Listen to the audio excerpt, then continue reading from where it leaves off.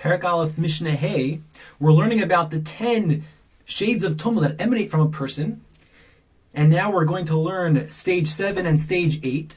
Now I'm sure we all know that tsaras is white. Okay, you could have different shades of tsaras, different shades of white, but tsaras is white. This is the ABCs of tsaras. And only the kohen is authorized to diagnose a person and to rule if he has tsaras. Now you could have a case where it's not even so clear if it's a real case of tsaras, in which case he has to go under a house arrest, like a tsaras house arrest, where he's isolated in a house for a certain amount of time, a week, and then the kohen reevaluates him to see if he has tsaras. Now during that week of isolation, he's called a mitzayro musker. Look at stage 7 here. A mitzayro musker. Someone who has tsaras and he's in isolation. Now during that time, he has a severe level of tumah upon him. And he's metame bibiyah.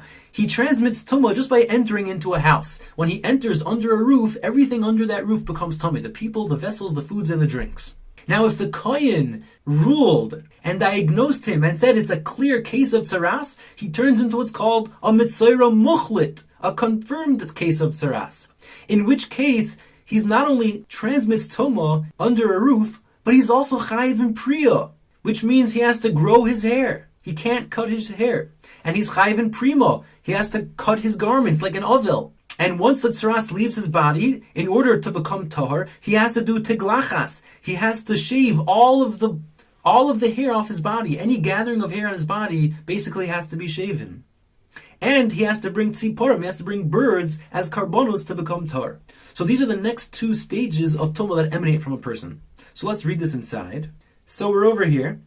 Chozar lihios, if he returned to be a mitzayro musker, a mitzayro who's in isolation, he's metame bibiyah. He transmits tumah just by entering into a house.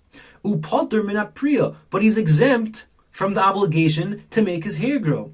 Umin haprima, and from the obligation to cut his garments, to rent his clothes. Umin hatiglachas, and from the obligation to shave the hair off of his body. Umin hatziporim, and from the obligation to bring birds as karbonos. V'im hayom muchlut, but if he's a confirmed mitzora, then chayiv bekulon, then he's obligated to do all of these items to become tahor. So these are the next 2 levels of tumah that emanate from a person. Quickly read those 2 so we could go on to the last 2 stages.